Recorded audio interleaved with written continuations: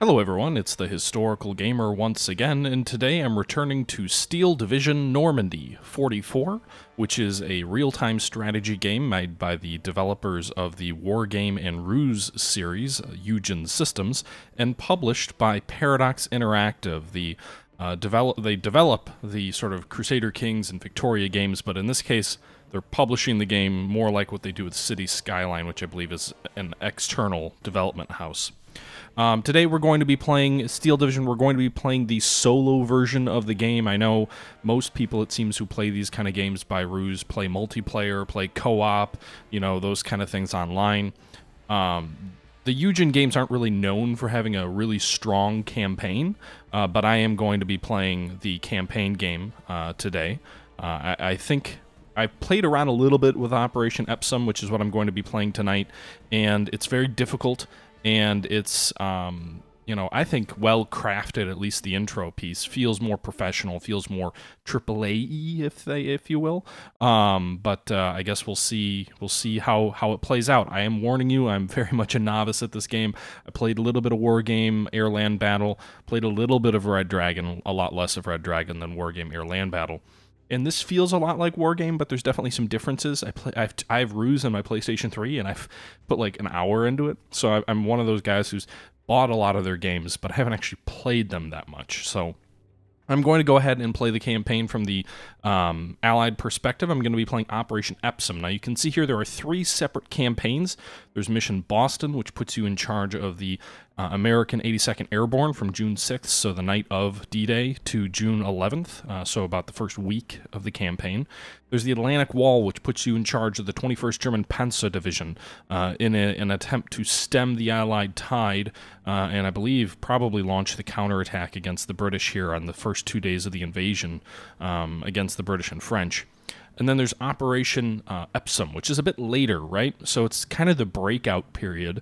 The Allies have landed, 20 days have passed, it's now late June, June 26th, and the British still haven't taken Caen. And Caen is this key strategic city in Normandy that if the British take, will allow them to more easily start moving inland, moving away from the beaches, driving the Germans back, and beginning to liberate Europe. But in the first 20 days or so of the Normandy invasions, the British were really bottled up in heavy fighting in the Bocage, unable to take Caen. So Operation Epsom is really going to, you know, basically show the British attempt to finally kick the Germans out of Caen and get the invasion going into France. So that's the one we're going to be playing today, and we're going to be starting with Mission 1. It's a long way. With Mission 1, apparently there's a percentage completion bit, so maybe there's like multiple missions within the mission. But in the first mission here, you can see here we are Sir Colin. I'm not quite sure who, but Sir Colin. It's my job to lead the 46th Highland Infantry Brigade through to Operation Epsom. Our primary objective is not only to take the village of Chaux, but more importantly to hold it. And it is vital that Chaux remains in our hands in order for Epsom to proceed according to plan. So Chaux is a strategic town just to the west of Caen a bit, which will help the British get around Caen to the west and drive toward a hill which overlooks the town of Caen. If they can take that hill, they will take Caen, but to take that hill, they have to take Chaux. So the main objective of Mission 1, it's a long way, is the seizure and retention of the city of Chaux, and we'll go ahead and jump into that in here in just a minute.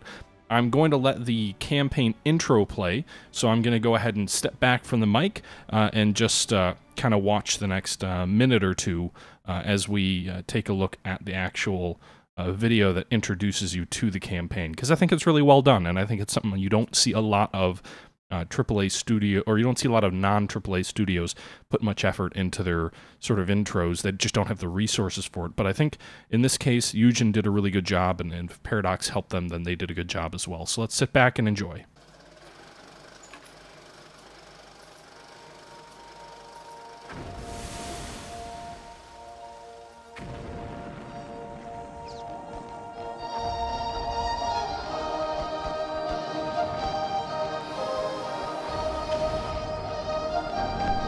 June 6, almost 4 years to the day after Dunkirk, our men landed back in France.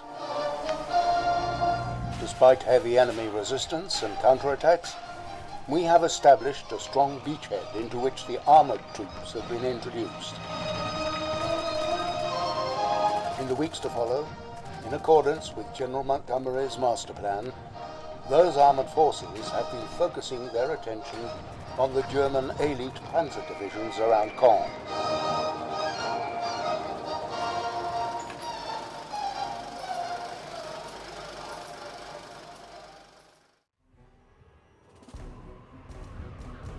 Caen should have been secured on D-Day, but all our attempts so far have failed.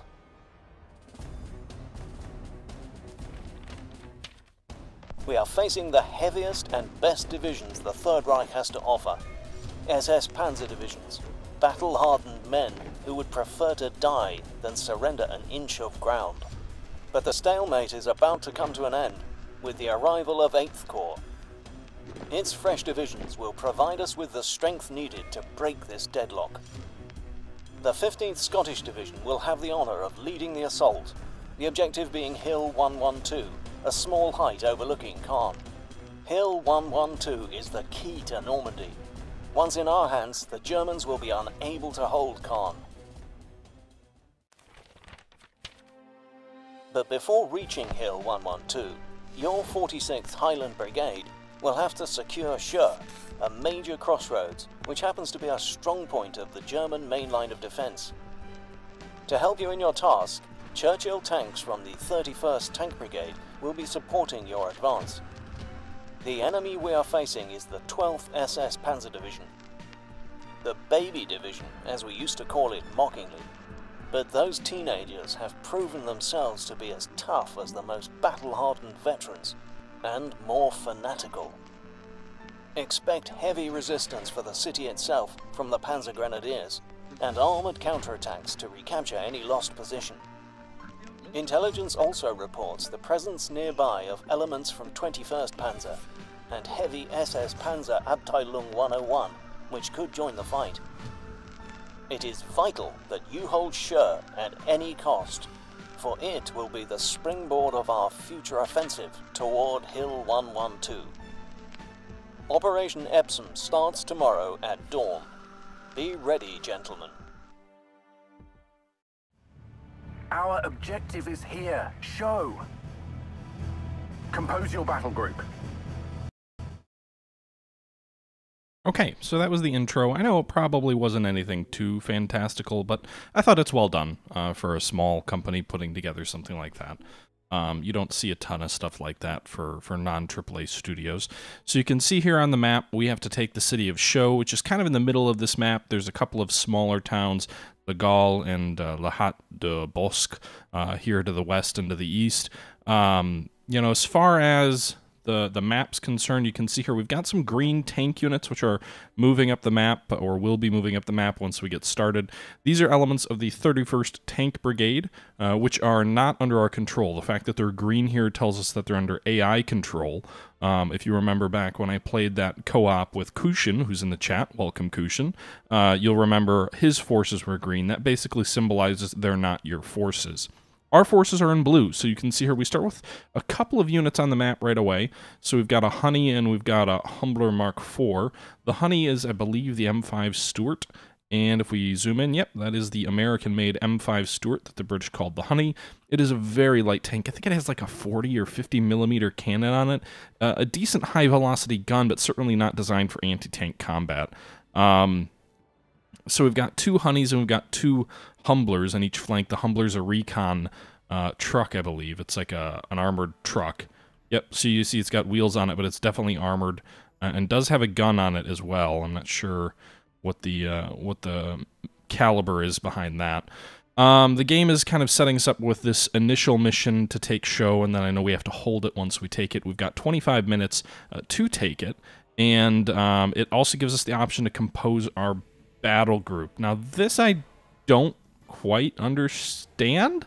Again, I'm not really a expert in these games, but like if I click on one of these, I can see it gives you sort of an overview of here's what the unit is, and it gives you some different options available in support, but I don't I don't see the option to, like, swap anything. Oh, you can swap out. Okay.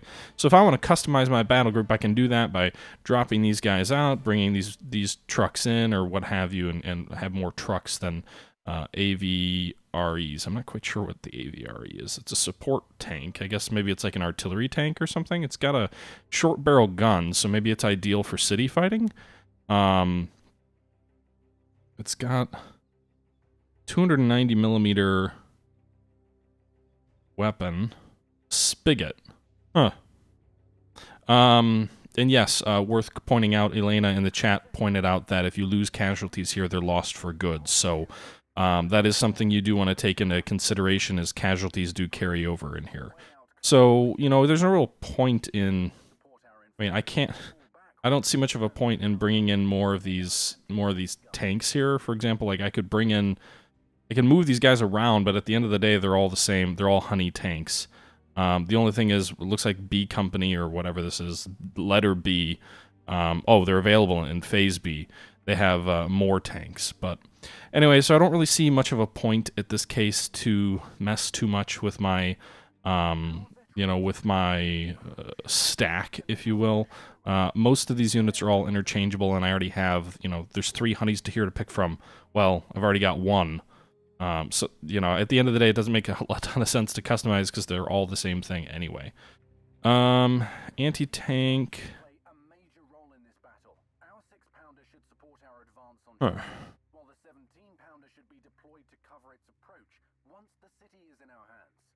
Okay, so that makes a good point. We probably need to use the 17-pounders, you know, to destroy enemy tanks at long range. But really, you need to take the town first. Okay, so the Piet is like the British bazooka.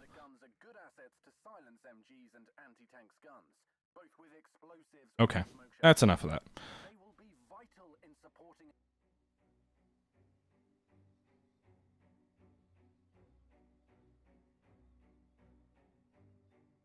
Okay, so this is the makeup. We have no air units. We have no anti-air units. I don't think the Germans have either. We've got very limited armor, just some light tanks. We've got a whole host of infantry, a decent amount of scouts. We've got a decent amount of support vehicles between trucks that bring in ammunition, AVRE that are ideal for street fighting and anti-infantry and light work, some dingoes, which are, I think, just kind of like armored cars. And we've got a good amount of artillery, but what we don't have, again, is any air units or much in the way of tanks, although the tank units in the game there are tanks on the British side, they're just not in our direct control. So we'll go ahead and validate that setup. I didn't change anything. And you can see here we're now in the setup phase. So we're not launched yet. We're still in this pre-battle, you know, pre-battle phase where we can see we've got 2 honeys coming down the right flank, 2 Churchills down each of these roads. So 2 groups of Churchills down each of these roads and 1 on the left. So it looks like the 31st Tank Brigade is moving up these series of roads to advance towards Show. We should probably buy some infantry to provide them some support, because it doesn't look like the AI forces have much in the way of support at the moment.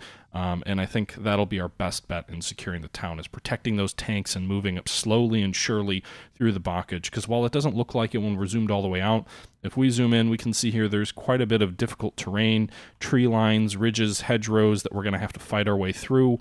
We'll be running through open fields and under fire, but then we'll pop around a corner and you know, an enemy gun from a ways away will see us and be able to shoot at us. So I think what we're going to do, we've got 500 points here to build our starting forces.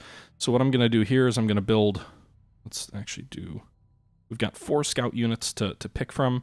So I'm going to go ahead and put 1 scout kind of down each one of these main roads. Scouts give you an ability to see enemy forces from a little bit further out, and they will help us kind of clear these road lines. So we're going to buy 3 scouts to support these 3 columns.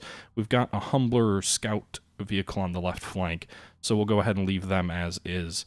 Then to support the tanks, we're going to need to deploy some infantry. So we're going to go ahead and deploy 2 rifle platoons as well up here with the scouts, as well as, well, let's just do that. Let's do 2 rifle platoons.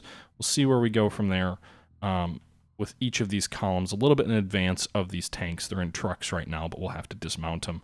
And I'm out of rifles, so we're going to put 2 Bren groups, which are kind of like SMG groups, over here to the left with our honeys over here. So we've got some infantry going with our forces over here to the left.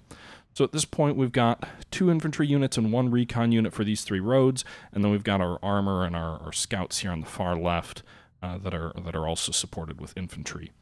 I'm going to go ahead and purchase 2 rifle leaders, so basically, you know, command units. They have command cars that I believe provide morale or some sort of support to our infantry forces. So we'll have 2 of these. These 2 columns will be under one of these guys' command, although I'm not fully sure how it all works. And these 2 left columns will be under command of the other. That still leaves us with 150 left. I could use it on a tank. I don't really want to do that. I could use it on more scouts. I don't really want to do that. The AVRE is an engineering vehicle that would be interesting to move forward with. It has a large gun, but is mainly going to be useful against soft targets, I believe. It doesn't have any anti-tank weapons, it looks like. The Dingo is just a machine gun carrying vehicle. We could go with some anti-tank units, but I think the Germans actually start off pretty light in tank weapons in this battle until the counterattack starts. So I think I'm going to wait there. Artillery would be nice, but I can only really request 1 gun, unless I go with mortars with the mortar carriers. I could go with 2 of those, but I'm not sure they're going to pack enough punch.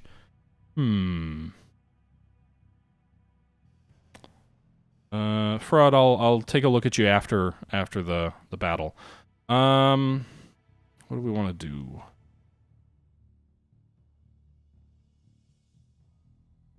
I think I'm going to leave the 150 for now. When we get our first income bonus, then I'm going to go ahead and purchase 2 artillery batteries and get them into play. Actually, you know what? Why don't I just buy 1 artillery battery now? Does anybody know, by the way, in the chat, like, is there a range limit to these 25-pounders? Can I just sit them way back at the rear of the map and call in artillery fire for them? Because if I could, that would be useful. Alright, so I'm going to go ahead and move my scout carrier up. I don't know if there's a follow roads option. I think move fast allows them to use roads, but then they're going to be kind of sitting ducks. So move those scouts up here. We'll move the infantry a little bit further back, so we're going to kind of put them behind this ridge line here. We'll move the 1 scout up into this heavily forested area. We're going to go ahead and move this universal carrier up as well to this forested area up here. And we've got a good tree line back here that we'll kind of deploy the infantry behind. Again, I don't know exactly where the enemy is, so we may need to move further forward before we engage anyone. But at least that's kind of a start. These guys, let's move up here. Go ahead and move these infantry here. I'm kind of using this long row of hedges here as kind of my front line that I'm kind of establishing. Our Humbler, Honey, and these guys will move over to the left. Meanwhile, our Humbler on the left move to this tree line here. So we've got kind of our initial orders in. And I guess we'll go ahead and get started. So we're going to launch the battle. I'm going to slow things down just a little bit. We'll go to slow initially, just so I'm able to kind of stay on top of things and manage things.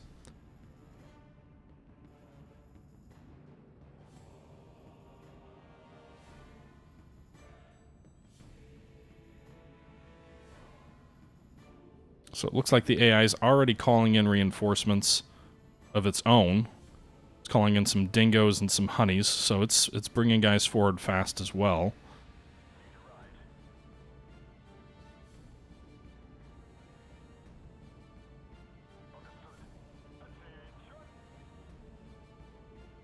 Alright, these guys are moving a little bit faster than I would have liked. I think we'll have these infantry move fast. Oh shit. The Germans have set defensive positions ahead of show. Artillery smoke rounds should help us close on them without too much damage. Artillery smoke rounds, eh? Alright, well let's go ahead and just deploy you right away then. You've already got to be in range. Oh no. Universal carrier, don't die. I'm getting my infantry out before they get killed in their trucks.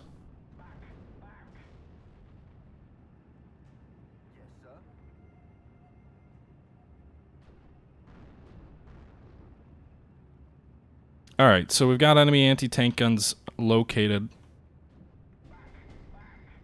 And we're getting killed. Oh boy. Get out of your trucks. Hit him. Okay.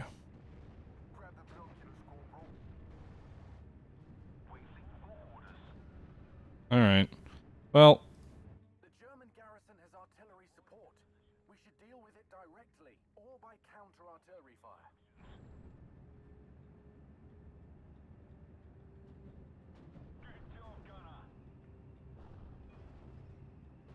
Wake up, boys. It's not tea time. March formation. Move out. alright, so I'm kind of trying to isolate the German anti-tank guns. They're the biggest threat right now to us. The Churchills and other vehicles will be very useful if we can get them, you know, get the tank guns eliminated. Where's my artillery? So I'm going to kind of use my artillery in an attempt to suppress these guys. And we'll see here the AI is moving forward rather rapidly, much more rapidly than I would like.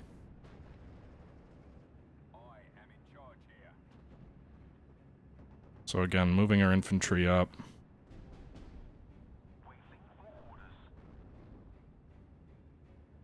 Move these Bren groups up to this tree line. Move our tanks up in support. We've got some honeys here on the flank. They are taking some fire.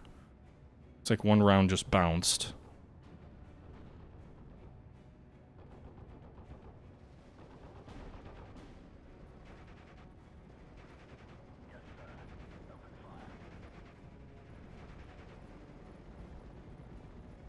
Alright, I'm going to move these carriers up a little bit.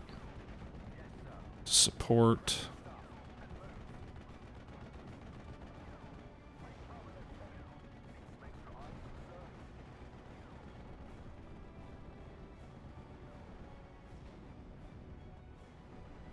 These guys are kind of in the open. Surprised there's no line of sight for this tank of ours.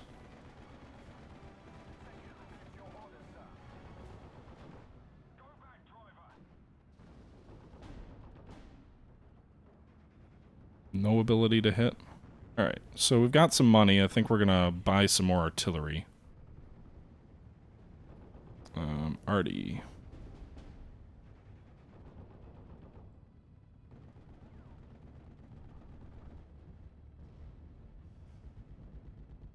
Bring in some mortar carriers here. We'll move these guys a little bit closer to the fight. Keep the artillery kind of further in the back.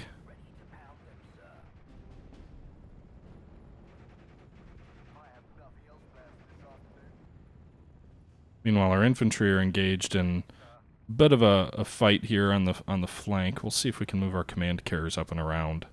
The Germans did counterattack Caen. This is 20 days into the Normandy fight, though, so remember, this is well into the Battle of Caen. Oh no, our Stuart got hit and destroyed over here. She's burning in that tree line.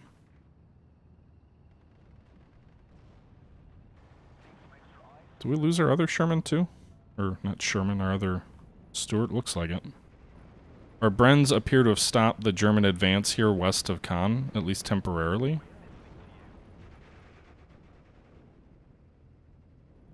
Alright, I'm going to unload this battery. Unload both of these batteries. Oh wait, they don't need to unload, do they? Alright, we'll move them up a little bit, I guess.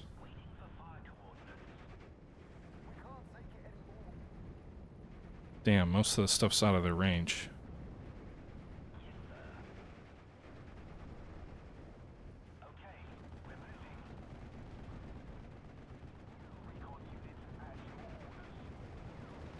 I really need to...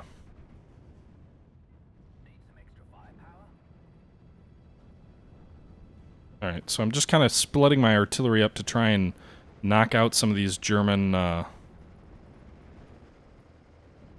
anti-tank weapons. I'm trying to flank over here just a little bit.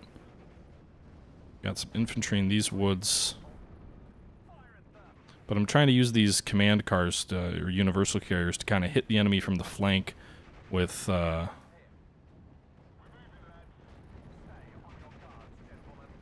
some fire to maybe open them up to being exposed a bit. The problem is that I'll expose this carrier to enemy anti-tank guns, which I really need to eliminate.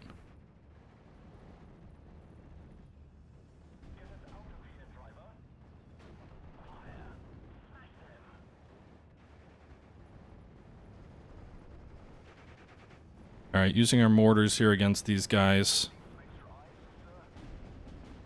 Oh, they just eliminated that squad. I need more troops.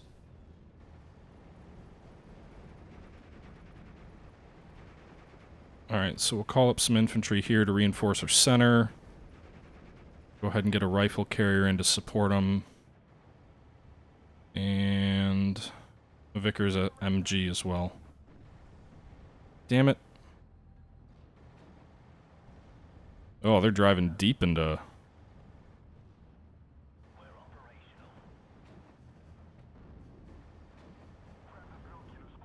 Our mortars are really hammering them.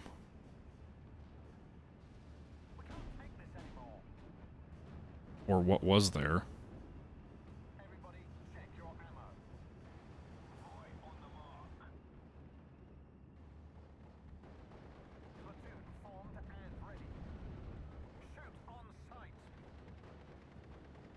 More enemy troops moving in here. Looks like our carrier was destroyed, but we've still got some scouts here.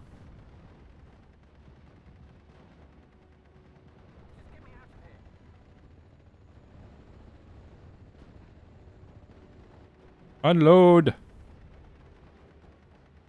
Kind of was forgetting that I have actual troops inside those carriers.